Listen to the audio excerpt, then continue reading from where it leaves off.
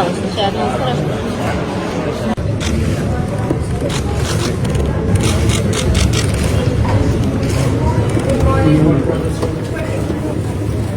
Çfarë mund na thoni për kritikën ndaj ministrës tuaj të re të inteligjencës artificiale? Çfarë kritike? Që ndoshta nuk është kaq e mirë kundër korrupsionit. Pse?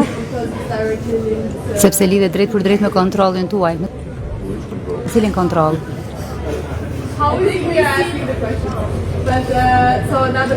Një tjetër? Po, më duhet t'i kuptoj pyetjet. Për çfarë kontrolli keni fjalën? Kontrollin tuaj të drejt për drejt. Kontrollin tim, që do të thotë unë jam më i zgjuar se algoritmet, nuk mendoj kështu. Jo, nuk mendoj kështu. Dgjoj. Kjo është diçka e re dhe si çdo risi i duhet të përballet edhe me kritika që është gjë e mirë. Por kemi prova deri më tani që funksionon dhe funksionon shkëlqyer. Nisi si asistente virtuale për shërbimet publike për qytetarët dhe ka ndërvepruar me afro 1 milion persona. Pra për 1 milion ndërveprime dhe shërbime dhe ka lëshuar 36.000 dokumente deri më tani me vulën digjitale, me cilat ka patur problema askush që nuk janë kundërshtuar. Së dyti,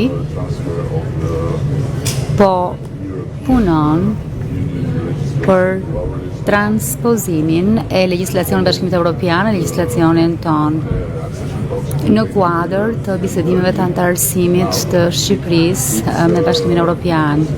Dhe së treti, po përparon për të punuar me tenderat publik që është ende punë vazhdim. Kritikat janë të mira, por ajo është më e mirë, shumë mirë.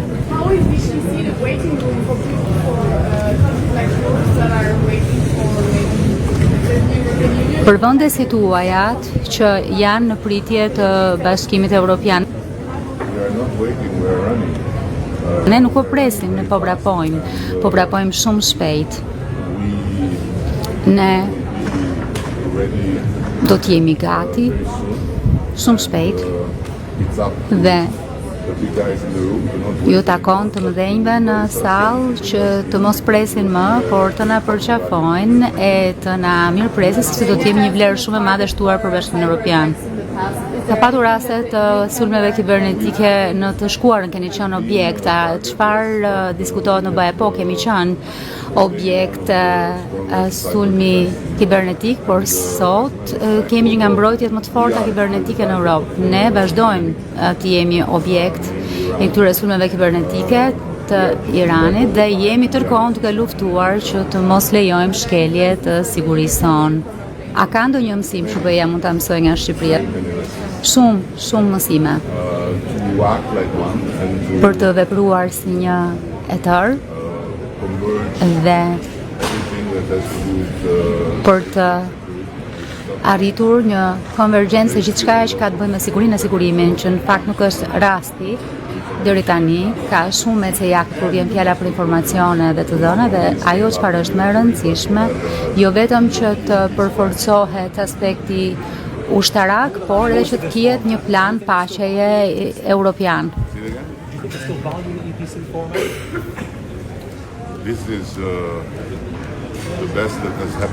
Kjo është gjëja më e mirë që ka ndodhur pas Bashkimit Evropian vet. Është ardhmja e Europës, sa më shumë të ecim në këtë drejtim, aq më mirë do të jetë, sepse ndërkohë të tjerët po shfaqen mjaft të fuqishëm dhe e gjithë Europa në tërësi është një masë e madhe sa i takon njerëzve, ekonomisë, dhe duket shumë e dobët pikërisht sepse nuk është e gjitha bashkë.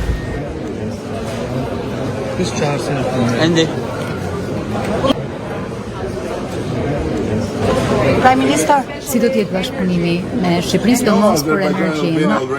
Azerbajxhani dhe Shqipëria kanë tashmë një marrëveshje paqe se ishim në luftë, tashmë jemi në paqe fantastike. Por çfarë mendoni për procesin e paqes midis Azerbajxhanit dhe Armenisë? Mendoj që është diçka fantastike, sepse ka qenë në pritje për një kohë të konsiderueshme, ndodhi dhe nën drejtimin e Shteteve të Bashkuara të Amerikës dhe nxitjes së fundit nga presidenti i Shteteve të Bashkuara të Amerikës, sepse duhet ja japim meritën për këtë dhe kaq. Kryeministër, cilat janë sfidat tona për sigurinë në Europë dhe sidomos tani në Ballkanin Perëndimor? Besoj që një prej sfidave më të mëdha të sigurisë në Europë dhe në Ballkanin Perëndimor është fakti që Europa nuk ka planin e vet të paqes dhe mbështetet tek të tjerët, kështu që sapo Europa të ketë planin e vet të paqes do të jetë më e sigurt dhe më e mbrojtur, kështu e kuptoj unë.